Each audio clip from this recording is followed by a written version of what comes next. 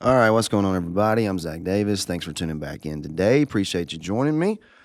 I was telling a story last night with my boys. We try to tell some kind of Bible story before we um, go to bed and think about something scriptural. They always like to hear a Bible story and then a funny story. So we tell the Bible story, then the funny story, which the funny story is not really good because it gets them wound up and they don't go to sleep. But nonetheless,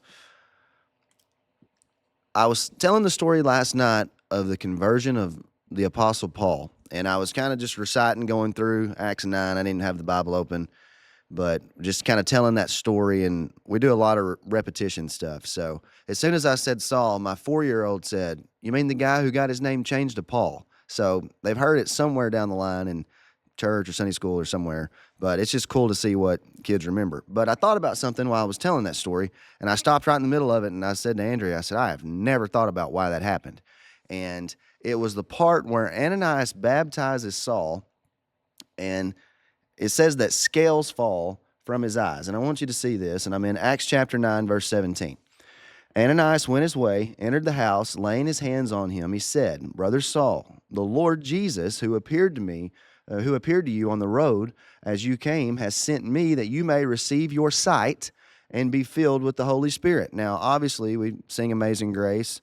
What once was lost, but now I'm found, was blind, but now I see. We understand eyesight in the New Testament, especially in the miracles of Jesus, as not just being something physical, but a spiritual sight and the revelation of God. So, coming to faith, having our eyes open to see things, we understand that analogy, and that's definitely part of what's going on here with Saul.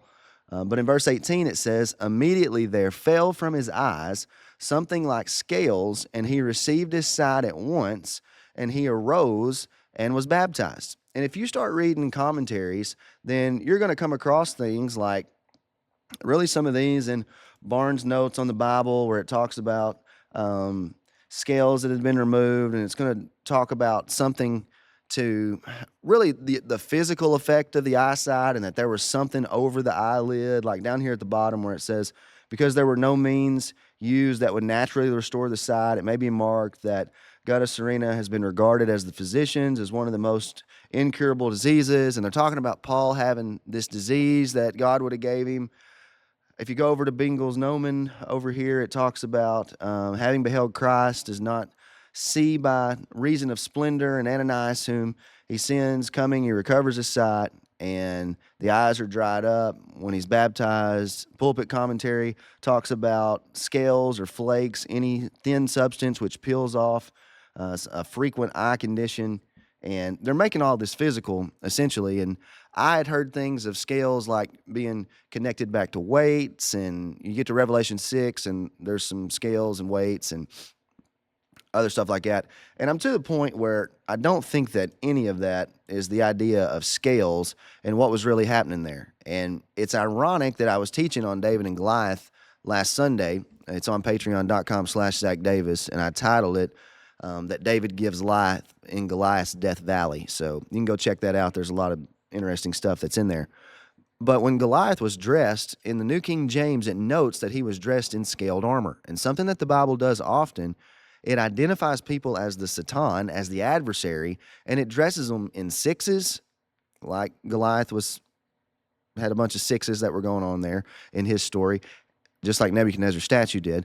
And you get a bunch of sixes and you get a bunch of scales, like serpent imagery and idea. And I think what Luke's doing in Acts chapter 9, he's presenting Saul as the serpent, as the snake.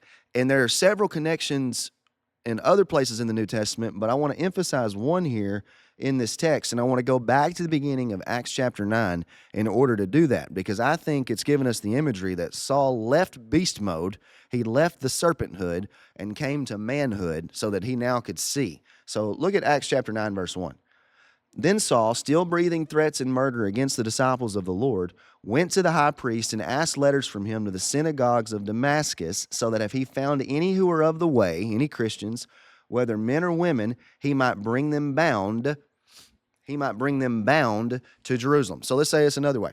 Saul, as the serpent, has permission from the chief priest connected back to Israel to go and get those who are of the way and put them in jail. And if you're familiar with the rest of the New Testament, you know that this idea comes up again in Revelation chapter 2, beginning in verse 8. To the persecuted church, the angel of the church in Smyrna, write this. Now watch this. These things says the first and the last, who was dead and came to life. I know your works, your tribulation and poverty, but you're rich. And I know the blasphemy of those who say they are Jews and are not. This is going to be those who Saul went to. It was be the same idea, same group of people, but are a synagogue of Satan. There we go. There's our Satan connection. Do not fear any of those things which you are about to suffer. Indeed, the devil is about to throw some of you into prison that you may be tested. Did you get that? The devil is about to throw some of you into prison. How's the devil going to throw them into prison? Ooh, pick me, I know. The same way that Saul had permission to throw him into prison in Acts chapter 9. That's what's going on there. That you may be tested, and you will have tribulation for 10 days. Be faithful until death, and I will give you the crown of life. The reason that the scales fall from Saul's eyes is because he's being identified with Satan, identified as the serpent. He no longer will be the serpent because he will be converted in Acts chapter 9. So the scales fall off of him and he's restored to manhood. So I didn't get into all that with the boys, but one day that's coming and I know they'll appreciate it. God bless. Like and subscribe down below, patreon.com/Zach Davis. We'll see you soon.